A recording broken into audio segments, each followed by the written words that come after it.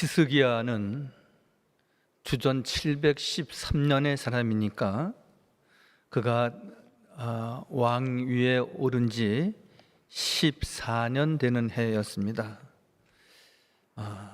아수르라고 하는 이방 나라에 침공을 받고 나라가 매우 어려운 지경에 처하게 됩니다.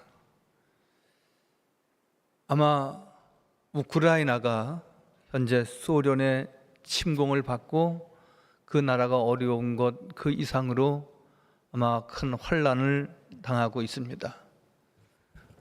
우크라이나는 매우 지역적으로 그 지역을 이렇게 침탈을 당하였지만 이제 오늘 이스라엘은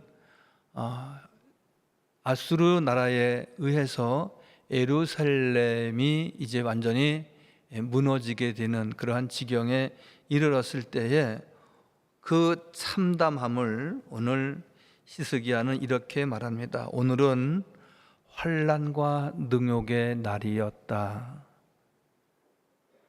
3절에 보시면 그들이 이사야에게 이르되 히스기야의 말씀에 오늘은 환난과 책벌과 능욕의 날이라.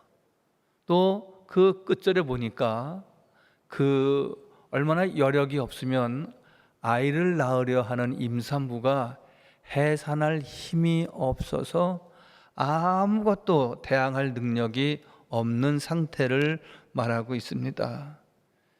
여러분, 지금은 다 출산을 하면은 또 어려우면은 병원에 가서 우리가 그 출산을 하곤 합니다. 자연분만도 하고 그렇지 않으면 또 수술도 하시게 됩니다. 예전 어렸을 적 동네에서 아무개대기, 새대기 아기를 낳는다. 그렇게 며칠 전부터 예고가 되면은 그 집안에 집중을 합니다. 이제 아기가 언제 나온대.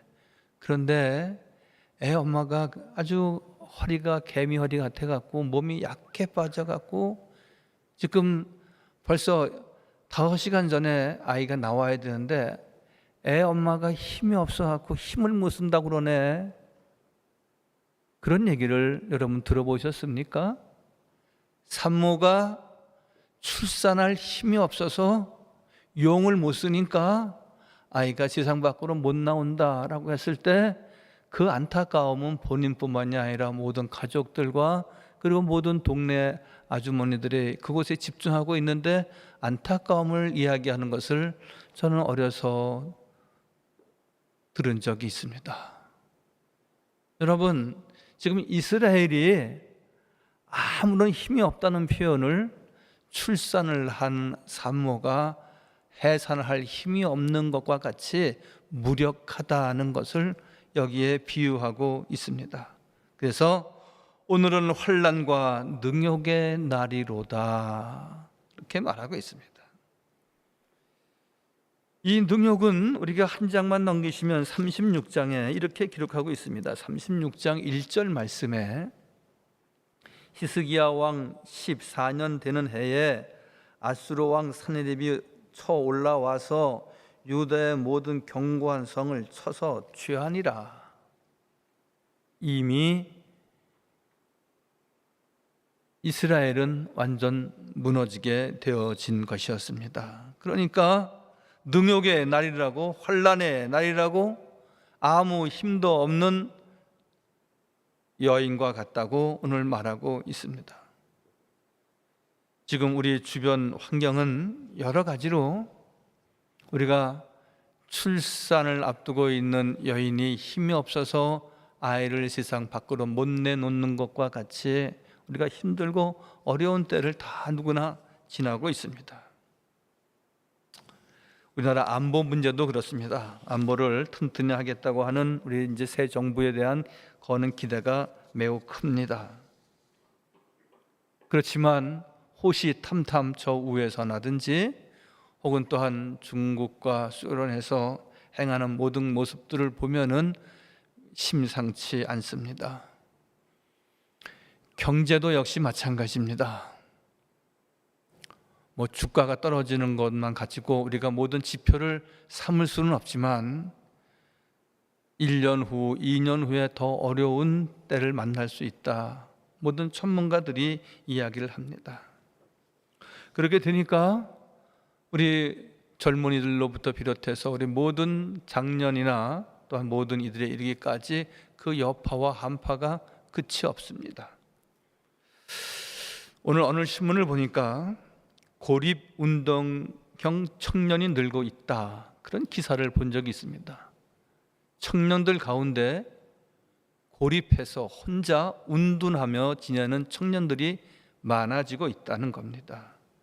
취업난, 가정불화, 따돌림 등 다양한 이유로 방문을 걸어 잠그고 몇 날 며칠씩 외출하지 않고 지내는 청년들, 삼수, 반수, 자퇴, 왜 나만 초라하지? 그러면서 4평밖에 안 되는 초라한 방에 자기 자신을 가두어두는 청년들이 제법 늘어나고 있다는 겁니다. 청년은 아프다, 그런 말이 있었는데요, 그 말은 청년 때는 아픈 게 너무 당연해, 그러한 말로 청년들에게 인식되어서 매우 불쾌하다는 청년들이 제법 많이 있었습니다. 그러나 여러분, 지금은 청년 세대만 아픈 것이 아니라 모든 세대가 다 아파하는 시대입니다. 먹는 음식조차도 이제는 신경 쓰지 않을 수가 없는데요,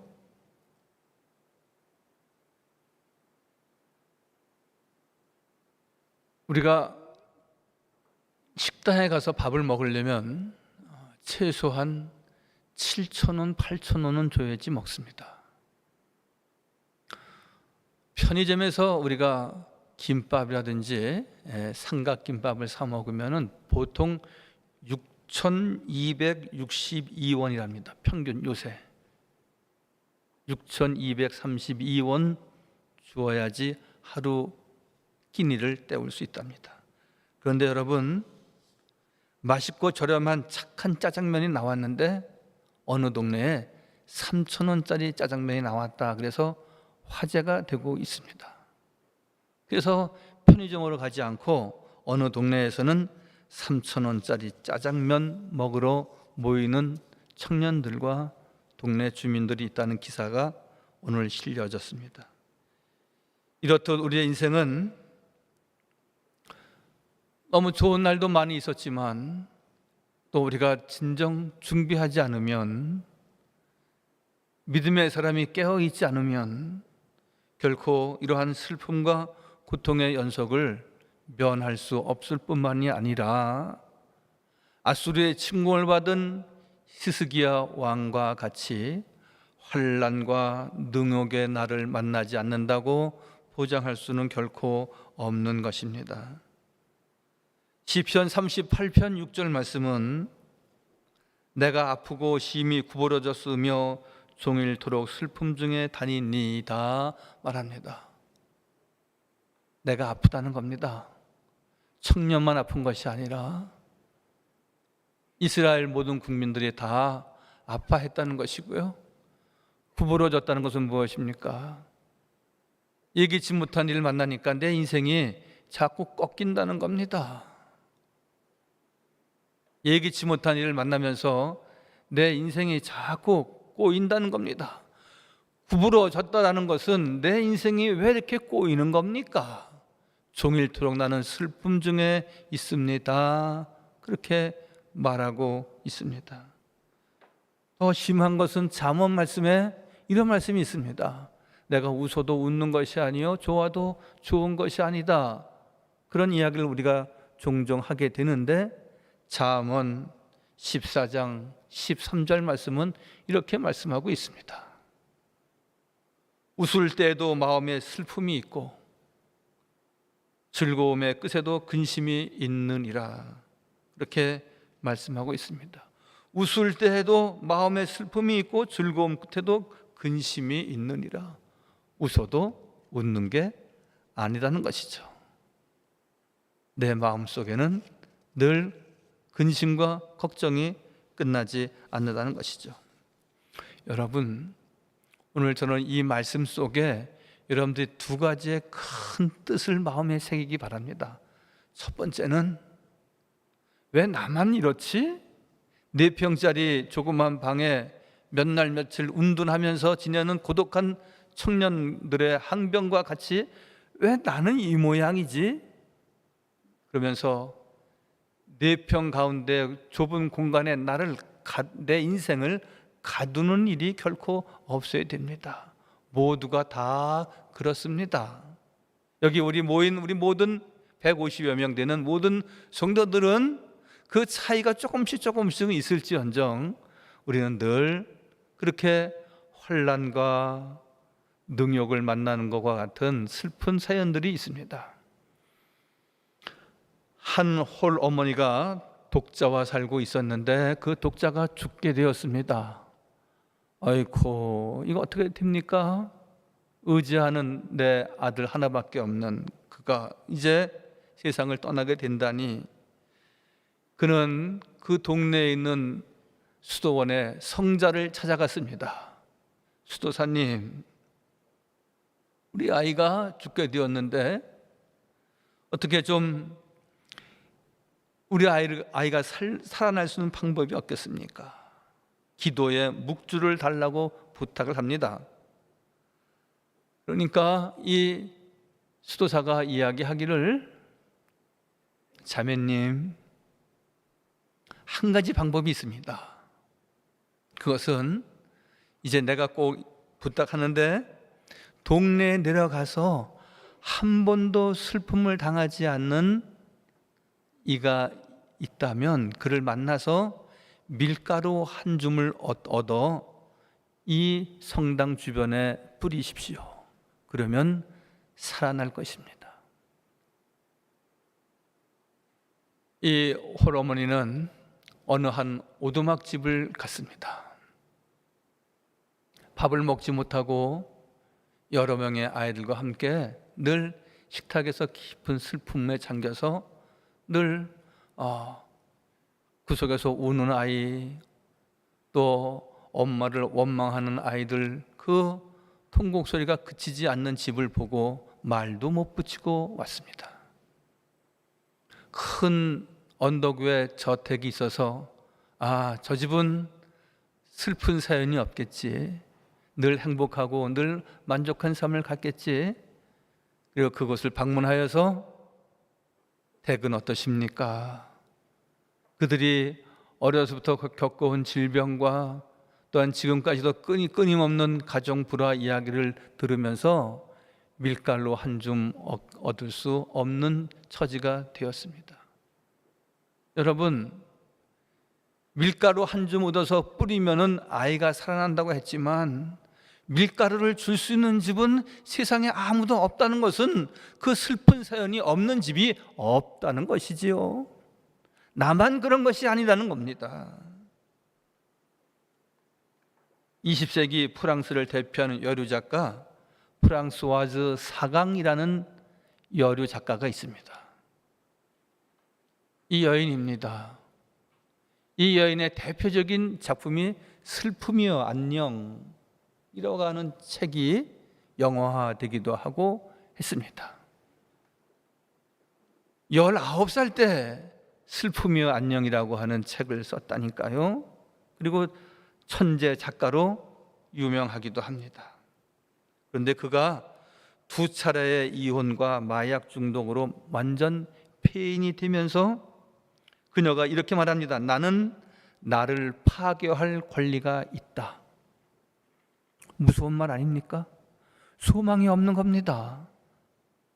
나는 나를 파괴할 권리가 있어서 내가 마약도 하는 것이고 이혼도 하는 것이고 재혼도 하는 것이고 또 이혼도 하는 것이고, 그래서 결국 이 사강은 슬픔이여 안녕하지 못하고 슬픔과 괴로움 가운데 살았다는 이야기입니다.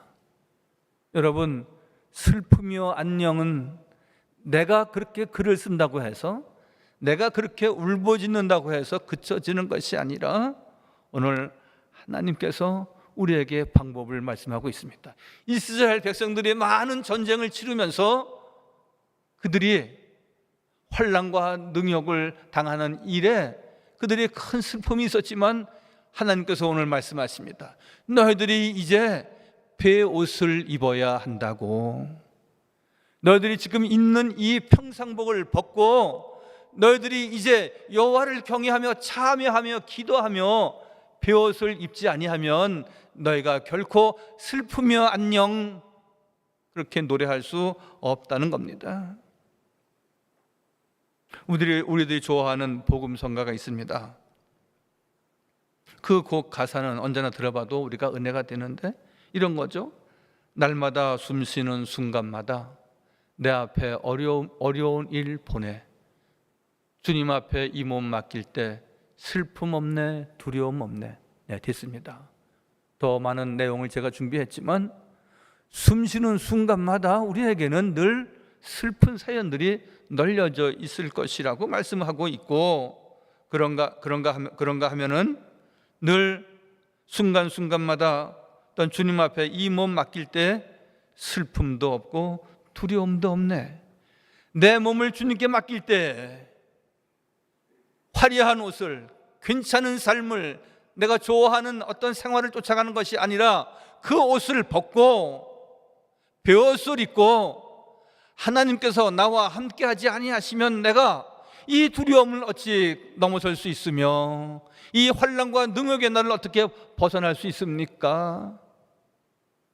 우리가 기도하며 주님을 바라보아야 하는 것입니다. 이사야 37장 오늘 1절의 말씀, 히스기야 왕이 듣고 자기의 옷을 찢었다. 히스기야 왕이 듣고 자기 옷을 찢고 굵은 베옷을 입고 여호와의 성으로 갔다 말씀하고 있습니다. 아수르 사네립의 신하 랍세게가 유다 백성을 능욕하고 항복을 권했지만 히스기야 보낸 서신인 국내 대신 엘리야김과 서기관 셈니와 사관 요아가 예루살렘의 참담함을 듣고 자신들의 옷을 찢었다 그랬습니다. 옷을 찢었다는 것은 무엇입니까? 나라를 원망하지 않고 대통령을 원망하지 않고 사회를 원망하지 않고 내가 주님 앞에, 내가 하나님 앞에 내가 바로 서야지. 내가 주님 앞에 신령과 진정으로 예배하면서 하나님 앞에 인정받는 믿음의 삶을 갖지 아니하면 나는 결코 일어설 수 없고 나는 결코 승리할 수 없어 하는 이야기입니다. 옷을 찢는다라는 것은 극심한 슬픔과 분노를 표시하는 것입니다. 여러분, 우리의 생활은 너무나 화려합니다. 우리의 생활은 너무나 그럴듯하고요, 우리의 모든 생활은 하나님 보시기에 너무나 우스꽝스러운 일들도 너무나 많이 있습니다. 우리가 언제나 그렇게 살 수 있는 건, 우리가 언제나 그렇게 우리가 늘 교만하게 살 수 있겠습니까? 기도한다라는 것은 무엇입니까? 나는 아무것도 아닙니다. 나는 마른 떡과 같고 보리떡과 같고 나뭇가지와 같고 타다남은 부직갱이와 같은 사람입니다. 아버지 하나님, 나를 불쌍히 여기시고 긍휼히 여겨 주옵소서. 주님 앞에 두 손 들고 나가지 않고 우리 주 여호와 앞에 항복하지 않고 내가 뭔가를 이루려고 한다면 그는 계속해서 환난과 능욕을 받을 수밖에는 결코 없을 것입니다. 이사야 37장 1절 하반절에 굵은 베옷을 입고 여호와의 정으로 갔고 왕궁 맡은 자 엘리야김과 서기관 셈니와 제사장 중 어른들도 굵은 베옷을 입었느니라, 그렇게 말씀하고 있습니다. 상을 당하면 일상복을 벗고 적어도 상중에는 우리가 베옷을 입었습니다. 그리고 왕실에서는 그 부모나 자식이나 또한 상왕이 돌아가셨을 때에는 때에 따라서 1년상 3년상까지도 지내곤 했습니다. 여러분, 우리가 베옷을 지금 입을 수는 없을 것입니다. 그러나 베옷을 입는 심정으로 우리가 지내야 되기 때문에 하나님이 기뻐하시는 40일 기도회를 선포하고 그 기도회 중에 있고요, 또 기도에 참여하는 교우들도 그러시고 또 참여치 못하는 모든 교우들도 똑같은 마음으로 우리가 비옷을 입고 여호와 앞에 누구의 잘못을 지적하고 고하는 것이 아니라 내가 주님 앞에 불충하고 늘 죄악과 짝했던 삶을 늘 고백하고 늘 나를 주의 말씀으로 새롭게 단장하고 리모델링하고 리메이크하는 믿음의 삶이 우리에게 있어야 하는 것입니다. 굵은 베옷을 입고 여호와의 성으로 나왔던 히스기야와 또한 그의 부하들과 같이 말이죠. 히스기야는 슬프고 분하다고 옷을 찢고만 있는 것이 아니라 베옷을 입고 여호와의 전에 올라가 엘리야김과 셈나와 제사장 중 어른들을 보내었다 하였습니다. 여러분, 굵은 베옷이란 삼배 옷인데 히브리어로 사크라고 합니다. 베옷은 재난 때 입는 옷입니다. 참회할 때 입는 옷입니다. 포로로 잡혀갔던 다니엘은 바벨론에서 금식하고 베옷을 입었다 하였고요. 요나도 그가 하나님 앞에 죄를 지었을 때 니느웨 왕은 베옷을 입고 온 성에 함께 회개했다 그랬습니다. 여러분, 지금은 우리가 온전한 예배를 드리지 못한 것 주님 앞에 회개하고, 그리고 늘 주의 말씀대로 온전히 순종하며 살지 못한 것 우리가 회개하고 주님 앞에 두 손 들고 나와야 하는 것입니다. 여러분, 경주의 채부잣집 이야기를 좀 아시죠? 채국선이라고 하는 분으로부터 채준에 이르기까지 약 그 채부잣집은 400년 동안을 만석군의 부를 누린 집안입니다. 40년, 80년, 그래서 2대, 3대에 걸쳐서 우리가 혹 그 부가 부를 누릴 수 있을는지 모르지만 400년 동안 이 경주 채부잣집이 그 부귀와 영화를 누렸다니까요. 그래서 그에 관한 기록을 보면은 6가지의 그 집안에 가훈이 있었습니다. 그 가운데 내 집으로부터 예를 들어서 10km 이내에 밥 못 먹는 사람이 없게 하자. 돕자는 것이죠. 그리고 땅을 구입하되 논을 구입하되 늘 얼마만큼 이상은 구입하지 않는다. 여러 가지 그 집안에 가훈이 있어요. 그 가훈 가운데 이런 가훈이 있어요. 며느리들이 시집을 오면은 3년 동안 무명옷을 입었다는 겁니다. 그 집안의 전통입니다. 색동옷을 입고 좋은 날을 많이 맞이하고 늘 비단 옷을 입었던 것이 아니라 그 집에 시집 오면은 3년 동안 무명옷을 입혔다는 겁니다. 여러분, 부자가 10년 가고 100년 가기 어렵다고 하는데 400년 동안 그 부를 누릴 수 있었고 지금도 늘 많은 사람들로부터 존경받는 가문이 될 수 있었던 것은 무엇입니까? 철저하게 우리가 이렇게 먹고 살지만 우리가 이렇게 먹고 살게 되는 것은 나를 낮추고, 그리고 늘 이 세상에 화려한 것을 바라고 그것을 소망하고 쫓아가는 삶이 아니라 늘 있는 것에 만족하고 그리고 소박한 삶을 가졌다는 것이죠. 첼시 부잣집의 부와 명성을 지키는 원동력은 옷을 어떻게 입느냐 하는 것은 아주 중요한 삶의 자세이고 인격이었습니다. 옷은 중요한 신분이나 정체성의 도구이기도 합니다. 무슨 옷을 입는가, 어떻게 입는가 하는 것은 중요한 사회성이기도 합니다. 그리스도인의 신앙의 자세, 그리스도인의 옷은 어떤 것이어야 되겠습니까? 여러분, 우리의 삼배 옷은 무엇이고 우리가 입어야 될 무명 옷은 무엇입니까? 그리스도의 옷, 겸손의 옷을 입어야 됩니다. 그리스도가 드러나는 옷을 입어야 됩니다. 내가 드러나는 것이 아니라 그리스도가 드러나야 한다는 것입니다. 여름이 되니까 어깨가 드러나는 옷을 입습니다. 허리가 드러나는 옷도 있고요, 종아리가 드러나는 옷도 있고 그렇습니다. 여러분, 예쁘고 시원해 보이고 아름다운 모습입니다.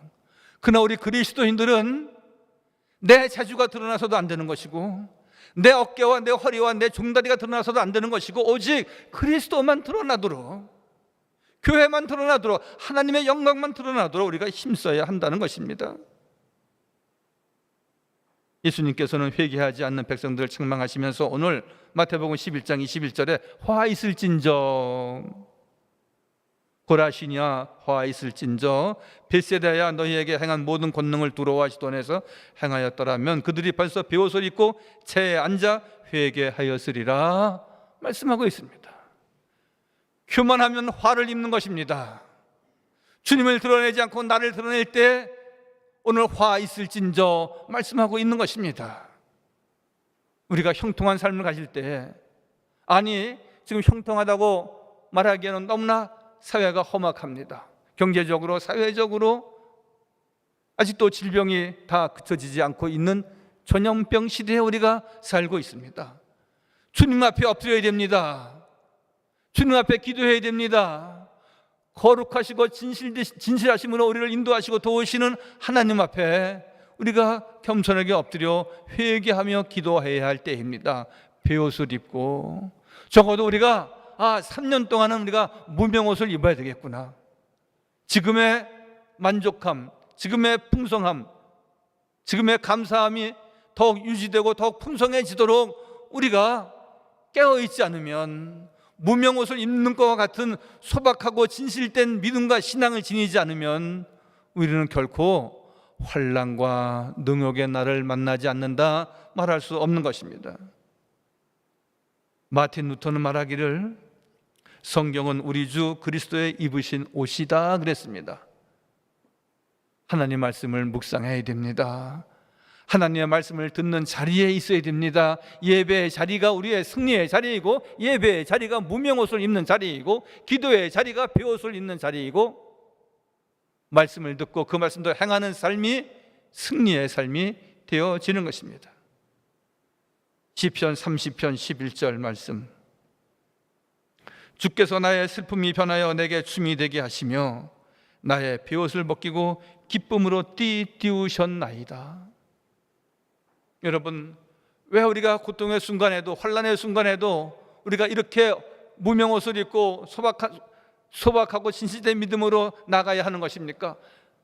지금은 아니지만 내일, 지금은 아니지만 미래에, 우리의 앞날에, 다음 세대에 기쁨으로 띠띠우고, 우리가 지금 비록 베옷을 입었지만 베옷을 벗고 우리가 기쁨으로 춤추는 날을 맞이하기 위해서가 아니겠습니까? 그래서 주께서 나의 슬픔이 변하여 내게 춤이 되게 하실 것이고 나의 베옷을 벗기고 기쁨으로 띠띠우신다 말씀하신 주님을 바라고 소망을 갖고 믿음으로 승리하는 우리 모든 교우들 다 되시기를 주님의 이름으로 간절히 축원하여 드립니다. 거룩하시고 자비로우신 우리 주 여호와 하나님, 귀한 성의를 저희들에게 허락하시어 신령과 진정으로 예배하는 자리에 있게 하시고 늘 주님을 사랑하고 말씀을 쫓아 행하게 하신 은혜 진실로 감사합니다. 예루살렘이 침공되었을 때 히스기야는 오늘은 환난과 능욕의 날이라고 참담하게 표현하였습니다.